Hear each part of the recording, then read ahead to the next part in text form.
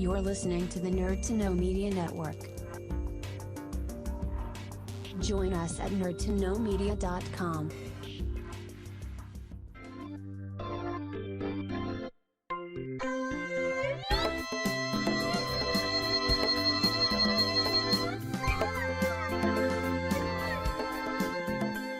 Hello everybody and welcome back to this month's edition of Anime Crash Course. Today we have our old regular, we have Keith. Hello, how are you doing? Wonderful to have you, Keith. And we have a very, very special guest with us now. You've seen him from the Nerd to Know radio show, the Wrestling Rewind, and from The Dark. We have Darragh from the network. Hey Kev, thanks for having me on. I'm here. Yay. After all the promises of just after completely bailing on Steins Gate, you're here. Yeah, well, it's funny, right? In the same week that Bryn's show appears out of the ether, I'm also able to do the show. So it's like, there you go. The two biggest promises have been made. So You did it. We've got to find new empty promises to make. Exactly. And it's a great thing you're here because we are here to talk about a very exciting anime. It being now the month of October, we are going full on spooky mode, and we are talking about the horror cult classic anime Hellsing Ultimate. So to go into a bit of background about Hellsing. Now, before I actually begin, I'm just going to throw this out there that this, more than any other episode of Anime Crash Course, I'm going to just put a big old content warning up top here, because this show deals in just extreme gory violence and has multiple instances of pretty graphic sexual assault. So, like, if that does not fly for you, this series ain't it.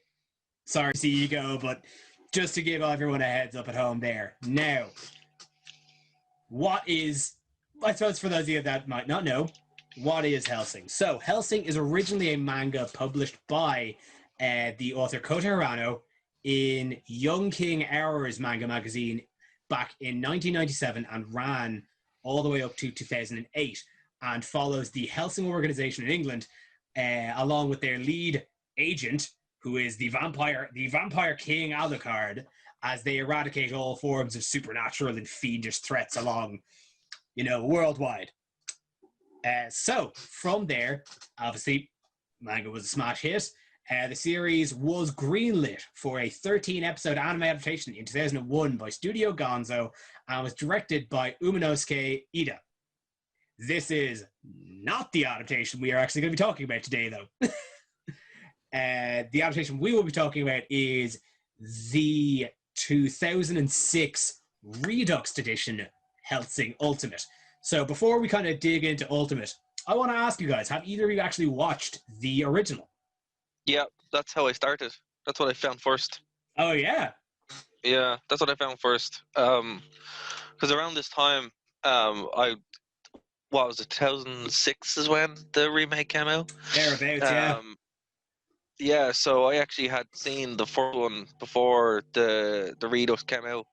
So around the same time, and I'll be drawing lots of comparisons to this. I was super into a series called Trinity Blood, into Trinity Blood. So I was like, oh wow, okay, Hellsing is pretty much just Trinity Blood, but from a Protestant perspective. Literally, that's what it is. Oh, there. That's what it is. No, that is so apt. Yeah. It is. That's what it is. Because Trinity Blood is okay. So for anyone who hasn't seen Trinity Blood, right? It's the exact same idea, but it's based in a post-apocalyptic world where the Vatican is like the head of everything, and their supernatural group that basically nuns and priests who are vampires go out and take out different supernatural beings and stuff like that. It's class. So but it's the main Hellsing. antagonist is the Protestant religion. So you're they telling me fight Hellsing, you're telling me that Trinity Blood is Hellsing from the point of view of the Iscariot. Pretty much, yeah. And the thing about it is, there's actually a group in the show that will fight, and they're like the the antagonist to the Vatican. And then when I finish the show, I'm like, oh, cool, I watch Hellsing. I'm like, oh my god, this is literally just backwards. Okay, So, I think we might have a bit of a dive into that then later on when we're talking plot. But Keith, have you ever watched the original? No, I think I saw one or two episodes, but I think it was actually Ultimate after watching it. I think I just watched the first two episodes at my friend's house a couple of years ago, but obviously there was such a gap between episodes coming out that I never followed up. So I don't think I saw any of the original, but I knew what it was for years. So I was like, oh, that's the silly vampire show. Not the American one, the weird Japanese one. Yeah. Actually, my argument with my friend was that I preferred a Vampire Hunter D over it, so I wouldn't watch the rest of Hellsing. Oh, you are so incredibly purist, aren't you? 16-year-old. To be fair, Vampire Hunter D is far superior. That does need to be said, but still. I will put up my blind spot, and I have never watched a Vampire Hunter D anime. I've seen bits of it. It looks incredible. Never got it. I can thank my guitar teacher for being like, hey, you got to check out Vampire Hunter D. I'm like, why? And he goes, here, just watch this. So in between crazy jazz chords and random metal, there was Vampire Hunter D. That sounds like a Saturday. So, so with the original Hellsing anime then, so that was produced across 2001, only ran for about 13 episodes. By this point, obviously, as I said, the manga ran to 2008. So this only got a fifth of the actual source material. So, like a lot of these sorts of adaptations, it had to kind of make up an ending on the fly and just kind of run its series. And I, having watched it, I quite enjoyed the ending. And I really enjoyed this series when I saw it much, much later on after its release. Which, side note, if you would actually like to watch the original Hellsing anime, it is available for streaming on Funimation. But moving on, fans of the manga then got a more faithful adaptation to the source material in the form of it's difficult for me to say 2006's Hellsing Ultimate, because this is where I want to get into the absolutely bizarre production cycle of this anime. Because Hellsing Ultimate is a 10-episode series, but each episode runs from the better part of 40 minutes to an hour, so near movie length and movie quality, frankly, in terms of production. But this was produced and serialized over the course of the better part of about 8 years, finalizing in 2014, with each of these episodes or block of episodes being released yearly. And even to the point of after certain quarters of episodes, even switch studio hands and directorial hands. So this is actually fascinating to find out that you kind of watched this from the beginning. Darragh, I only watched this after the fact. What was that production cycle like as a viewer? Well, see, this is it. There used to be a series, how I started expanding out my anime knowledge. There was a thing, a weekly magazine, monthly magazine called Manga Force, where they just release manga. And that's how I really started kind of getting stuff from the manga series studio. That's when I started kind of really getting deep into it and having a look around. But around the same time, Borders closed down. Right? Remember Borders? Do you guys remember Borders? Yep. I think that was before the me. bookstore. Out in Blanche. All right. So out in Blanche, yeah. So there used to just be this huge. All right. Yeah. Well, in Blanchetown, there's this huge bookstore. Imagine the size of Chapters in town, but bigger again. I had DVDs, I had everything. It was class, but it closed down during the first recession of our lifetime in 2008. And I went in and bought the entire history section, the entire anime section, and then I went in and bought all the anime DVDs I could buy. So if you're ever wondering where all the DVDs come from in my room and downstairs in the library, that's where, thanks to Borders closing down, I literally just bought shelves and shelves, because it wasn't it was expensive. It was we're talking 10% of what it known by the end, and I had mates that worked there as well, health stuff. So that's how I kind of a bunch of the early run of the new Hellsing Ultimate. But it was annoying because you're wait, hold on, where's the rest of it? And again, the internet as well still wasn't really like, you still had kind of dial-up, and we like around that time you were still just kind of going into broadband, so you still had to look around. But I just remember sitting there going, where's the rest of it? And then you realize, oh wait, it keeps going, because I had already seen the earlier one, which was, even though it was cut down, it was a full kind of, well, season. with BJ, it was a full story. Yeah, like the 2001, 2002, and it was a full kind of like story. But when you watch the first, at least that kind of had some element of completion or whatever, you know. But it had an arc. The Redux was done. Yeah, it had an arc, but when the Redux was done, as you said, they were like movies. So the first DVD I got had the first two on it, and then nothing else. And that was it until I found the rest of them a couple of years later. Jeez, I'd say it was sickening. Confusing. I'd say it was sickening, considering those first two just cover what's already been covered in the original. That was it, and that's why I kind of put it off for a while. So, in preparation for this show, was the first time I sat down and watched the entire thing, you know, as it was supposed to be done, instead of just, as you said, bits and pieces, for Vampire Hunter D. But yeah, like, fair play to anyone who had the patience to stick through it. But for me, I'm like, if I catch it, I catch it. But I'm going to default back to the one that's already there. And then again, Trinity Blood was there. So that's what I'd always watch when I wanted to watch my church vampires. Yeah, great. Okay, so I think we'll probably start getting into the show now. But just I suppose for clarity's sake, just to give credit where credit is due. So Hellsing Ultimate, the first 4 episodes were produced by Studio Satellite and produced by Tomokazu Tokoro.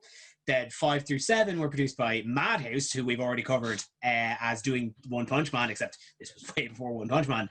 And that was produced, and that was directed by Hiroyuki Tanaka. And then the final run of episodes 8 through 10 were produced by Studio Graphinica and directed by Yasuhiro Matsumura. And I think what I found fascinating when I realized that, you know, the production cycle just changed so many hands and even changed directors, was how consistent the style ended up being across the whole run. I never would have thought that it would have changed directors. Now, obviously, I found that it definitely the quality improved when it moved over to Madhouse and Graphinica, but you know, I would have just put that down to budgetary expanding. The difference between different studios' approach, it's almost unnoticeable. Like, I really couldn't tell who did what. It wasn't until after the fact when I was like, oh, each episode has a different has a different studio name at the end. I think, like, as well, the gap in production as well is also kind of, it's not like super obvious, but it's more kind of noticeable when it swaps between studio, because it's like, right, the animation is a little bit different here, the way they edit's a little bit different, the runtime kind of jumps around as well. Like, you know, I think at most the biggest one is maybe an hour, but the rest of them are all like, actually, you know, the biggest one, sorry, is 70 minutes. That's the end. But you kind of expect that from the ending. Weirdly. Like, I think like all the changes you would have just kind of come to expect just from almost the production time. Honestly, I that's kind of what I would have chalked it up to. Like, it's as far as a cohesive unit, I wouldn't have known it had changed so many hands. Maybe that, like, again, I couldn't really find this in my research, but there could have been a production committee keeping coherence through all these things, and then the studios were just kind of licensing reasons. But that's conjecture here or there. But well, I'd say that, you know, on a project of this scale, they'd probably have to have some kind of Bible, you know, of things that they can kind of do and things they can't do, which is relatively standard, I suppose. Oh yeah, and I think from what I could find out, like, Kota Hirano himself was involved, at least as far as an advisory role in the production of it. But I think that's more than enough on the production of this series. Let's get into it. So before we start asking about plot details, I just want to ask you guys a big question. Did you guys watch this subbed or dubbed? I always watch it dubbed. I always watch anime dubbed. You're a dub loyalist. Yep. Well, see, I'm usually doing about 6 things at once. So if I have to read, I can't do one of those things. So it's That's fine. fair. That's fair. It's fine. That's about the mood I had this one as well. I watched the dub myself, and I just kind of did it while I was researching various other bits, and like if I have the time to really dive into a show, I tend to watch it subbed. But the dub most of the time can do in a pinch. I also watched the dub, and I just watched it because I'd heard in the past that it had like a historically great dub, and I didn't find it like amazing, but it didn't tarnish the show at all. I liked it. I definitely think by 2000 and again, like 2006 to 2010 standards, it is a very good dub because dubs were very poor at that time. Like I think Funimation were only just getting their foot in the game as far as like an in-dubbing studio, and other things were just garbage. Now I will say, yeah, like it depends, I suppose. Like, it wasn't great. I think like the more internet, the kind of the more internet we got, the better things became. It seems. Oh yeah, but like the court of public opinion. I was used to like I was used to terrible dubs, so I'm like, look, it's fine. This is just what anime is. So yeah, I'll still watch it sometimes, but I'm happy enough with. Like, I think it adds to the charm sometimes. There is there is a bit of that. Because we're kind of judging it now from a 2020 standard, where dubs have far exceeded what would have been the early 2000s standard in terms of performance. Like it has its cracks and it has its faults, especially when the actors who are definitely American are pulling off a variety of European caricatures to mix to middling success here and there. But like the German accents. Oh, the German accents. The German accents are wonderful in how cartoonish they are. It's the British accents that got me. Yeah. What I'd say is it's because, again, like with the voice actors, they probably had like a set time. It's not like now where there was an interview, a couple of years ago in DCC. There was an interview or a panel with the guys who did all the stuff for Yu-Gi-Oh! And they were saying that they used to have to go in and do them all at once, so it'd be blocked out, and then you had to get it ready. Now they can just do it in their house and send it over. So I think that's kind of the big thing as well, like the cost of this. So here, lads, we have 2 days. Go in and do the best that you can. And that's probably the way. So I'm willing to cut it a little bit of slack, but the German accent's hilarious. As I said, like I'm judging it from the standards. I have no idea how to do it. Oh, it's wonderful. Like, and I think again, there's considering how over the top this show gets. What I found grating at the start did kind of gather on its own charm as it went on, when I just realized how absurd things got. Absolutely. Now, in saying that, like I as much level critiques against its dubbing, there are some truly standout performances, particularly in Crispin Freeman's Alucard, who has that cool, calm, collected, I truly hate to put it this way, but for lack of a better way of putting it, coolness factor. Yeah. And I really thoroughly enjoyed Victoria Harwood's performance as Sir Integra Fairbrook Wingate Hellsing. She just brought a gravitas to that role that felt more sincere than anyone else in that cast. It's like she's the best part of the whole Absolutely. show. Yeah, I think it's just in with her. It's just like, sorry, go on. I was going to say, now that I suppose now we're here, we'll kind of dive into characters, but absolutely, Integra is probably my favorite character in this, because while all of this over-the-top vampire versus magic what's-a-who's-its, she is probably the most human character in this cast of in this cast of vampires, and she still will not give a fuck. in one of my favorite scenes, crashes a car and faces down a whole horde of Nazis and declares herself that she will beat them and just pulls out a sword and fully believes that she will fight them. And I'm like, well, that's what you need yeah. you need someone who has that kind of, can ground you, because when, like, even though, as you said, Nazis have certain levels and vampires and magic and all that stuff, that's hard to tie onto, but just someone ballsy going for it, come on. Yeah, like, that's what you want. Like, Alucard, like, okay, we'll talk about Alucard now, because he is the icon of the series. He is the ultimate vampire, the proto-powerful, just godlike creature. And he was enjoyable to watch. And they gave him a little bit of depth at the end, kind of tying him into the Stoker mythology. But he was very one note. Like, as cool as he was, and watching him do anything was fantastic. Like, there's not a lot to kind of grab to as far as a character is concerned. Like, when you kind of boil it down to him, he is just a tool at Integra's to Integra's will. Yeah, he's a big red coat and a gun, and that's it.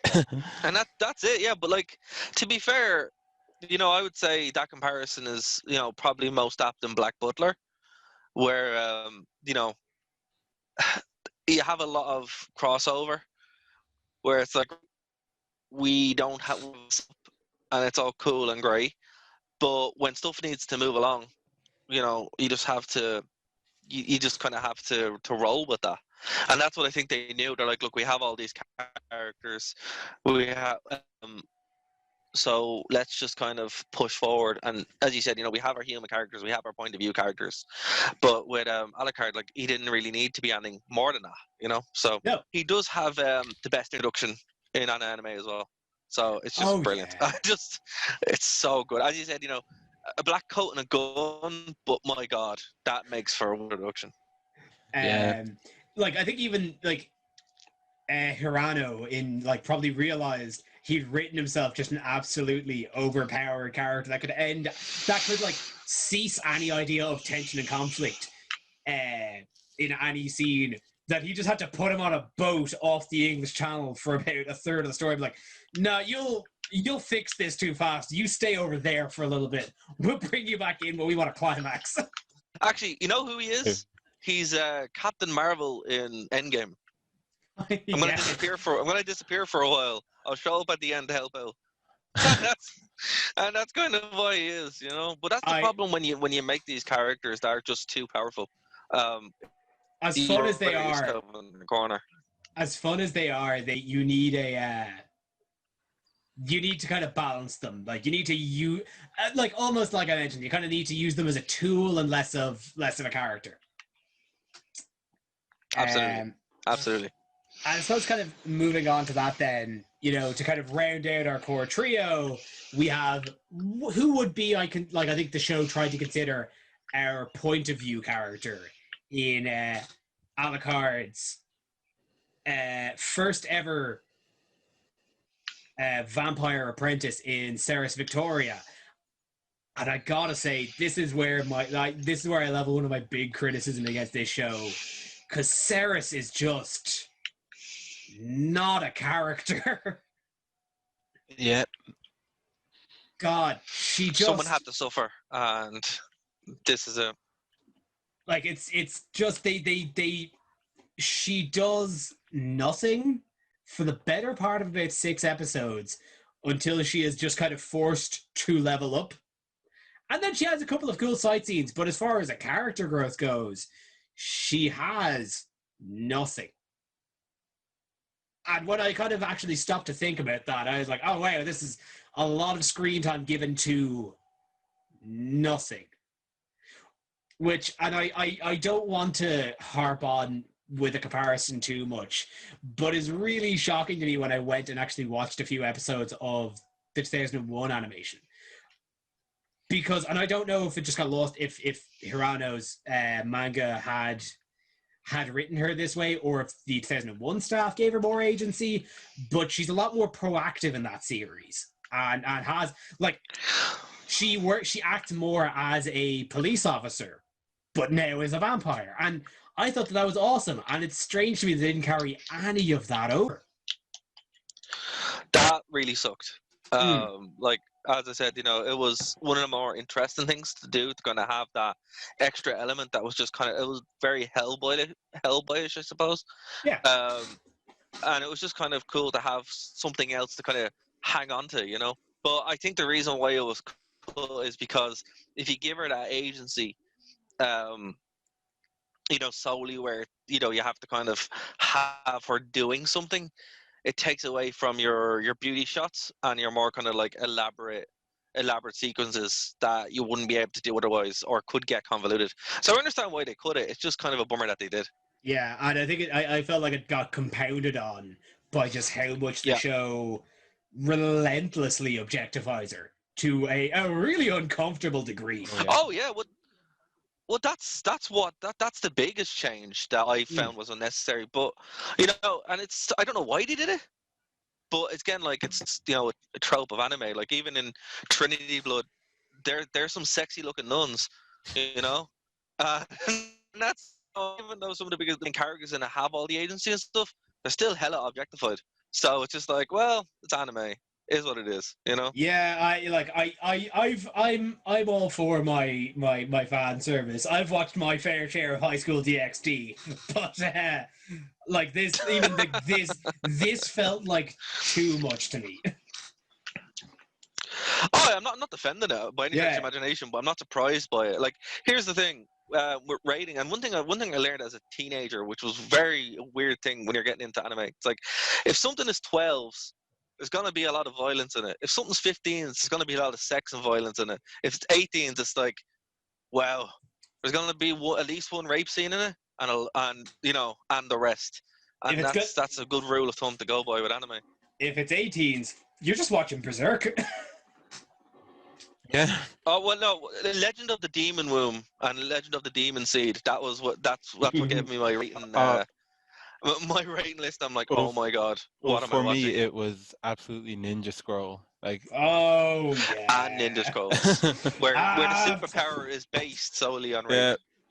So it's just like, oh wow, okay, that was uncomfortable. I still have my copy of it on DVD without the cover because I didn't want my parents to find it.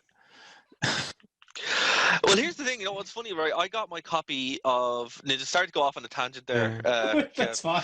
But I got my copy through Manga Force, so it's a much more like sanitized cover. But then you bang it on, and it's all there, and you're like, well, there you go. It's just no warning, no nothing. And it happens like just 5 times. Here you go. It does, yeah. Oh yeah, different Ninja times, Scroll, I suppose. Ninja Scroll, where even 15-year-olds who watch that were thinking to themselves, man, I'm too young to watch this. Yeah. Literally, that's when you're just sitting there going, I really shouldn't be watching this. Like, it's just, there's no way. Oh, God. Okay. Well, so like, as we kind of gone on to the, as gone through the Hellsing cast, I suppose we'll touch on we touched on the accents, but how did we all feel about the Nazis, I suppose? Because that was the thing that caught me off guard when I first watched the original series and then watched Ultimate. Everything needs Nazis as bad guys. This is a thing that we've lost, right? Everybody's like, oh, the Nazis are so bad and they're so evil. It's like, no, Nazis are hilarious. And you want to see them being killed. You've lost this. Fucking Wolfenstein understood this. Anime until like 10 years understood this. Give me more Nazi bad guys who can be killed in fun ways. God. Because they're hilarious. And I think we'll broach this off the top. I have no relation from these guys to the white supremacy movement. These guys are Saturday morning cartoon villains with a Nazi flag on them. Of course they are. That's why it's hilarious. They're stormtroopers. Like, wonderful. They're stormtroopers. Yeah, but that's, this is the problem with the whole, politicization of it. It's like, stop, listen. I come from a time where Nazi communist was a joke on The Simpsons, and they're a comedy, you know, where they were just a bad supervillain kind of thing, and that's what they were, and it's great. Like these guys had a. It's not in Trinity Blood, which sucks. It would have been improved by it. But like, there's some, you know, like I love playing Wolfenstein, the new ones, and that's fun too. Because anytime you get to see these cartoonish, ridiculous things made fun of, and then also killed in satisfying ways, it's a good thing, you know. And it's something that we've lost sight of. We need more of this. Oh yeah, and with how colorful and cartoonish the villains that were set up in this were, it was enjoyable to watch them just get stomped on. Like we have Absolutely. Let's run through our roster here. We have the mad scientist who is wearing a pair of glasses with like 8 lenses for no reason. We have a cat boy who to show how evil he was. He was. We have a cat boy who exists everywhere and nowhere, literally as just a personification of Schrodinger's cat. We have a man that seems pulled straight out of Twilight before Twilight existed. What's his name? Colonel something. It's lost on me. But the guy that doesn't say anything and just becomes a wolfman out of nowhere. Zorin Blitz, who is ridiculous in simply just the fact that she is an illusionist in a vampire series. There's something about that, just like, you are a top general and you are just an illusionist of trickery, and you have a scythe. Why do you have a scythe? But here's the thing. Though, Kev. Right? Like the Nazis in this, like in popular culture up until a couple of years ago, they all pulled on like what the SS would have done with the, you know, with their occult division. Oh yeah. We thought they were like knights from the Middle Ages and all that mad shit. So it's just like, and the bell and all that kind of stuff, you know, where it's just like, yeah, look, all that stuff is crazy. Let's look into it, you know, and all that stuff from the 20s. And that's kind of what the Japanese creators of these series really got obsessed with. So like, yeah, look, this is bad. We can really do stuff with this. And it's all, well, not even Japan. Like, same with Wolfenstein. Like, that's what it's based on, right? The whole. This is what Philip K. Dick. That's what Philip K. Dick did with Man in the High Castle. Yeah, Man in the High Castle.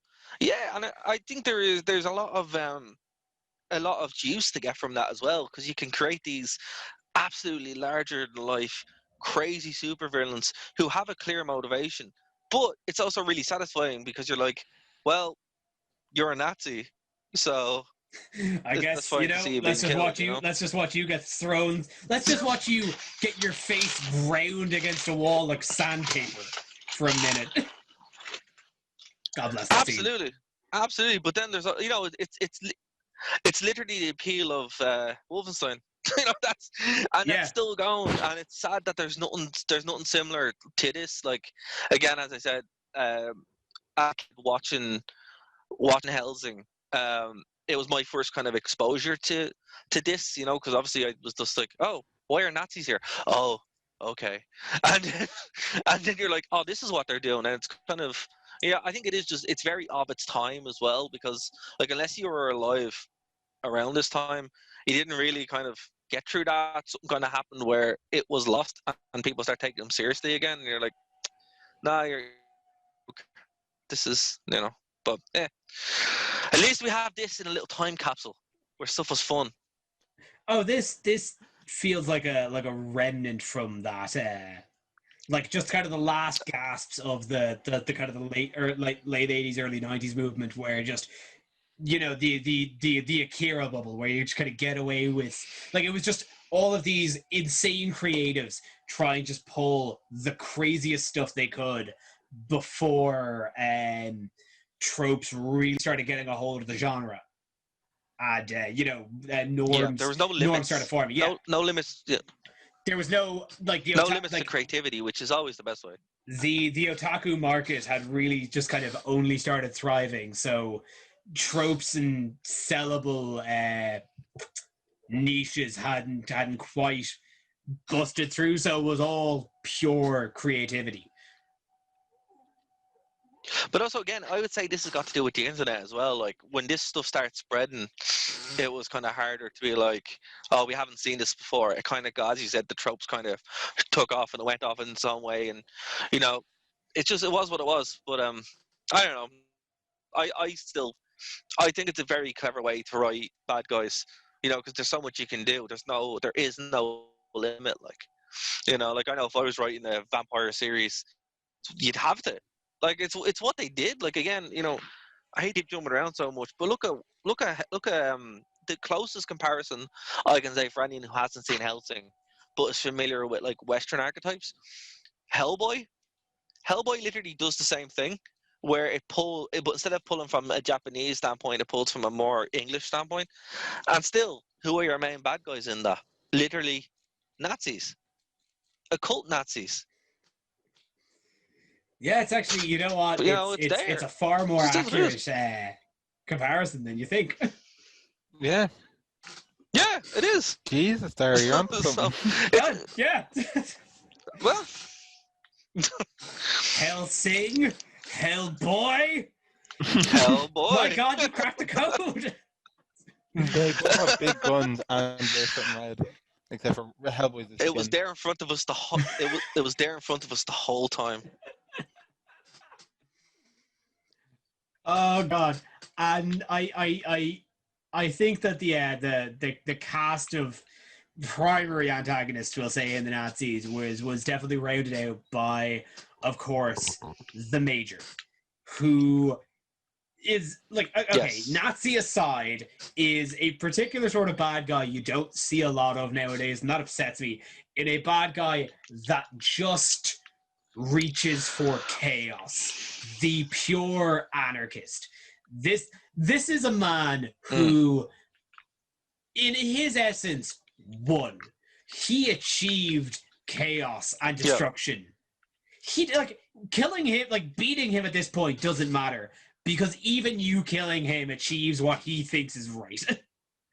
And there was just, and again, I know we harped on about the German. Sorry, Darragh, I'll let you go in a sec. I know we harped on about the German accents, but there was something special about just how intense I don't have his name in front of me, but how his actor went, and it was, for short of a better word, compelling in an oddly macabre way. Well, they're the best villains. That's why, because you actually believe that they're real characters. You know, like that. As you said, that's the problem with Alucard, because he's so one-dimensional. He doesn't really have a character. These people, you know, like these people who embody drive, an incentive, a motive, they're way more compelling. And the Major's like, wow, this man believes what he's doing. He really enjoys, and he's just really, really compelling to watch, because you're like, is he going to do it? Is he going to get beaten? Oh wait, so much energy. Win? And they're really interesting questions. Absolutely. Keith, do you have anything to add? Actually, not really. Like Darragh's just completely blown my mind with his comparisons here. I'm just like, you're stewing in the Hellsing the Hellboy comparison. For the most part, all I can really talk about the shows. Well, for one, I loved seeing Schrodinger getting her head blown up multiple times. That was the best. Oh yeah. But yeah, this show, like, plot wise, I'm just like, I don't really know what happened. It was just lots of cool stuff, you know. Yeah. I think plot kind of comes secondary. Like that was the main thing. Yeah. I don't really know where to talk about my like nitpicks and stuff. As you were saying, the villains are super cartoony and super fun, and there's just a huge charm to a show that's like, our main character doesn't have a character. That's fine. He's just going to shoot a load of Nazis and you can laugh. Yeah, and to be fair, you know, when I sat down to watch this, I really didn't know what I'd expect. 4 or 5 years out from, you know, even touching it. But I had a great time. You know, I was just like, yeah, this is super fun. It's nice to have on in the background. You can stop it for a bit and watch the lovely, beautiful set pieces. And like there's nothing there that's offensive. Well, there is a lot of stuff that's offensive, but you know what I mean. You know what I mean in the sense of like, there's nothing where you're sitting there going, "Oh, this is terrible," or "This insults my intelligence," because you check all that stuff out the door and you're like, "I'm going to see this vampire shoot people," and everyone has a good time. And here's the thing that I about a week ago I sat down with Kean and just chatted with him about it. And this is the kind of the wall I came up against when I was trying to write my notes for it. This is watching this for the replay for the show was the second time watching it. Where the first time I watched it, thoroughly enjoyed it. And now thinking I was have to watch it through a critical eye to make notes of it, to talk about it. You absolutely should not think of this show through a critical eye. This is not how you watch it. No, absolutely not. That's the thing. Like, everything is open to critical theory. Not everything is open up to dissection. It's just stupid and dumb, but in a fun way. And that's the thing about anime. Exactly. Yeah, like, weebs need to calm down, lads. It's fine. Oh, it's grand. It's like watching a Marvel movie. Some aren't good, some are okay, but most are just to sit there to eat popcorn to. Yeah. That's it. Like this, get high and watch Hellsing if you want to. Yeah, not something personally I do, but hey, I suppose that would be a really good way to watch it. Keith, did it help? There you go. The show itself, though, I don't think needs that. I think it's just pure Saturday morning fun. That for sure. On Saturday morning. It's actually, maybe it should be. It's like fun. Yeah. I don't know, like like anime in general that kind of skirts that line is quite graphic. Like even watching Yu-Gi-Oh as a kid, which we totally should do a show on. It was like, okay, this might be crossing a couple of lines when you really think about it. As you said, Kev, thinking about it from a critical standpoint. But it's a lot of fun. This has no redeeming critical aspects to it. It is just really fun and really violent. Yeah. And that's it. And those two things don't negate each other. They actually, because I think my question is, if they had to take, all right, so just say they were going to take some of the violence down and kind of add in those layers, where would you add them? Like Kev, what would you add to the show? No, God, nothing. Like, I would not give up any second of blood, any drop of blood in this show for more plot development. Jesus, God, no. Because that takes away the point of this show. This show is just here, like, it is here to be enjoyed. And like, as I said, as many critiques as I would level against it, given depending on the personality of the person I'm recommending it to, I would recommend this to most anyone looking for everyone. Like a lot of kind of hardcore action horror. It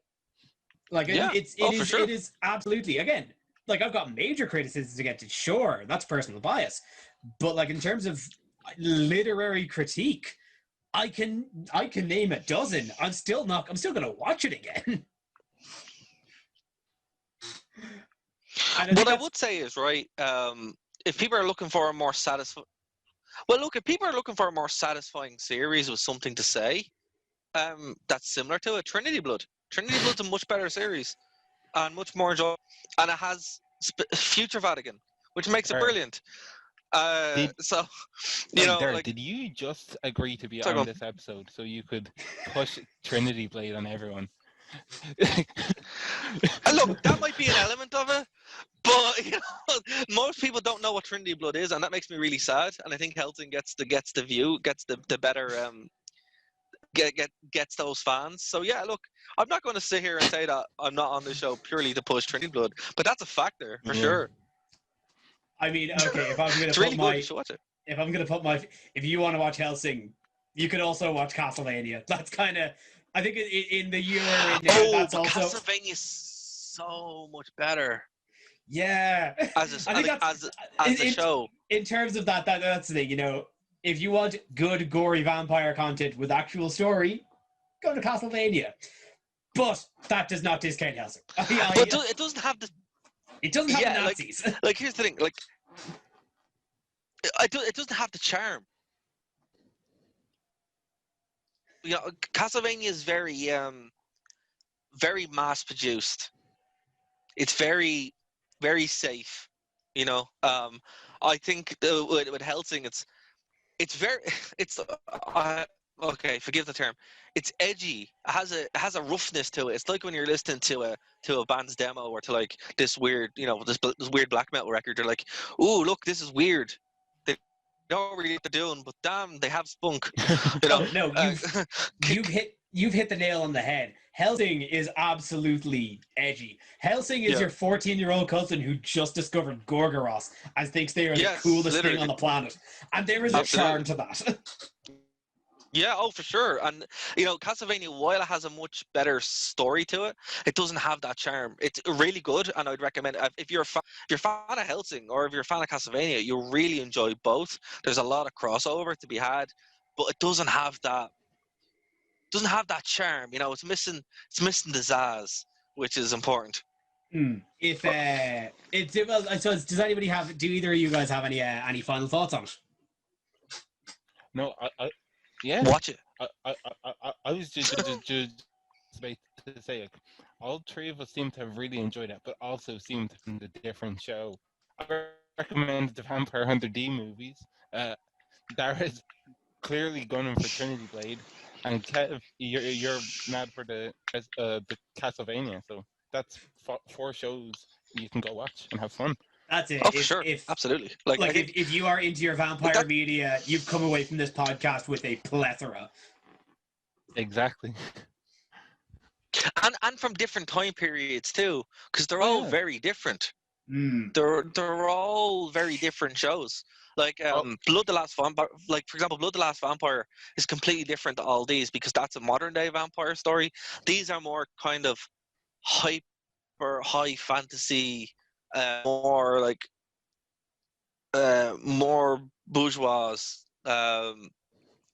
lording shows, you know, where they're like very police gothic. force and royalty. Yeah, like police force and royalty and churches and all that shit, compared to like some girl with a katana walking around Japan, you know.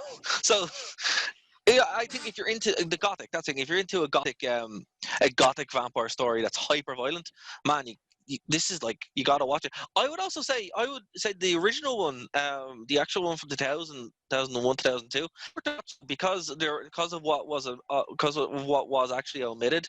I think they're a cool little compendium. Like if you want an introduction, I would say the best thing to do is kind of watch it. It's like the reverse of what you do with Full Metal Alchemist.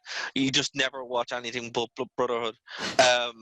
Okay, yeah, I was going to save this to the end because I wanted to save this to the end because I didn't want to bog down the whole podcast with it. I love the original. Right. Even like, regardless of story, as a piece of directorial animation, I think it is stunning. The way where Ultimate is a lot of like heavy 3D animation, the deep saturations of red and blue in original Hellsing are gorgeous, and its jazz-infused soundtrack has so much character that I think actually, I think where there was a tonal mishmash in Ultimate, kind of flipping between like kind of new wave music and a lot of orchestral stuff, but never quite hit a balance. That cool, sweet jazz of the original is amazing. Well, see, that's because it's a much more focused story. Like they probably knew from the get-go, hey, we have this very limited remit. Let's just go and try to make something that's cohesive. And you can tell that like what they chose to pick and what they chose to emphasize was part of a bigger whole, compared to like Ultimate, which, you know, as we talked about, 6 years is a long time. You know, 8 years is an even longer time. So, you know, you're going to just change tastes or whatever, and it's not going to have that cohesive feel because it's different teams, different people, and you know that's just obviously gonna lose stuff. But yeah, listen, if I'd say a lot of people who watch Ultimate are like, okay, well, what do I watch now? Well, you know, go back and watch the original, you know, compare it and see what you like, and then from there go out and watch the other stuff, because it's all on A lot of it's on Netflix. A lot of it's on other streaming services. It's not hard to find. And then, of course, for educational purposes, theoretically, you could, sail the high seas and find the rest. Theoretically. Which I couldn't do. I actually bought all the DVDs. So, damn it. I think, in my opinion, I think if our conversations have struck interest in you, I would recommend watching the original Hellsing first and then jumping into Ultimate, because both are very enjoyable. Now, original's only about 13 episodes. It's very short and it's very digestible. And then Ultimate's, as I said, 10 episodes, but 10 long episodes. It's not that long when you actually when you dig into it. So, where in the year of our Lord 2020 is Hellsing now? So, after while he was producing the Hellsing manga, he went off. Kota Hirano, the author, went off and created a couple of spin-off mangas, namely the Hellsing Crossfire and Hellsing the Dawn. So, Crossfire follows Heinkel Wolf and Yumi Takagi, who are two members of the Iscariot under Alexander Anderson, kind of facing their own challenges. And we did not talk about these guys at all. But that's an incentive to watch the show, because this was an entire third party in the show. We mentioned at the start, who are the Catholic Church as an opposing force. So if that's yes, this is it's fun. It's fun. It's very fun. Really good. Now, and in my head canon, it's the other side of Trinity Blood. So now, Crossfire, it only ran for 3 chapters before being discontinued. So, it's there if you want to kind of dip in if you really like Hellsing. Otherwise, then there is The Dawn, which is a prequel series taking place where Alucard, who's a young lady, because he just kind of can be, during World War II with the Hellsing family butler, Walter Dornez, as they are hunting Nazis in World War II and end up going against the Nazi Millennium Organization. So the series... Do you see how cool that is? I'm sorry. That sounds Darragh wants more Nazis. Of course there was more Nazis. I'm sorry. That's the coolest thing ever. Get creative, people. Come on. Now, this one ran for 6 chapters back in 2009, then went on hiatus while Hirano focused on working with the series. And while he said there was plans to pick it back up after the release of the finale of Ultimate, that hasn't happened. And Kota Hirano has then went on to produce a whole new series, a manga series called Drifters, which is also completely bonkers. If you guys haven't heard of this thing, it is a battle royale featuring a variety of historical war figures like Joan of Arc and yeah, there's Nazis, of course there are. Is this like a spin-off to Bill and Ted? Imagine. Jeez, man, that could be wild. So I cool. suppose, well, I think that's about us now. So I open the floor. Keith, do you have any closing thoughts? Yeah, if you are an edgy 16-year-old, wants to see a vampire shoot other vampires and have nothing really bad happen to him, I highly recommend the show. I just recommend the show to everyone. I think it's fun. It's my first time watching it, and I'm definitely going to watch the original now. I'll probably watch this again, actually. Yeah, just watch it. It's good. You won't have to think, but you'll have lots of fun. Right, and Darragh, anything you would like to wrap us up with? Yeah, I kind of echo that. I'm just, if you're only getting into this genre and you're listening to this show and you're used that as kind of like a start, this is kind of a series that would be in the where to start, very much so. It's up there with Akira and stuff like that, where you're just like, oh, I have to watch these ones. And it's not a bad place to kind of, someone was to show me this as my first anime, I would be okay with it. I think it made me want to watch more because it kind of has everything you really want, and it deserves its reputation. So if you haven't seen it, absolutely check it out. And there's a lot of good recommendations there as well to kind of work through. But definitely, its reputation is well deserved. Awesome, yeah. So, as we mentioned earlier, Hellsing Ultimate is currently available for streaming on Netflix and on Funimation's site. And also on Funimation is the original Hellsing if you want to get the whole saga in on it together. Well, this was fantastic, guys. Thanks for being on. Well, I suppose while I ask for things to plug, the two of you together have at least one big plug. Yeah. Darragh and I are in a band called Horrenda together, the black metal band. If you like edgy things like Hellsing, you'll probably like it. We just released a new album, and we've our first music video coming out with Cosmo Palace, and it's actually exciting stuff. It's gonna be fun. Yeah. For sure. And you know, if you want to really help us out, go over to our Bandcamp and buy stuff. There'll be new stuff appearing very soon, actually. Probably beginning of next month. Yeah, so it's gonna be fun. Keep an eye peeled. Oh yeah, no, I'm stoked. So, I think what you guys are doing. Sorry, I think what you guys are doing is fucking incredible. Obviously, you can see more of Darragh across the network. As I mentioned at the top of the show, Nerd to Know Basis, Wrestling Rewind, From the Dark. He's all over the place. He's always cropping up. For my sins. You can also see more of me on the network. I crop up from time to time on various different shows, but you can also follow me on Twitter at KelvTalika94. This has been Anime Crash Course, and we will see you guys all next month. Thanks very much for listening. Bye-bye. Bye. Join us at nerdtoknowmedia.com.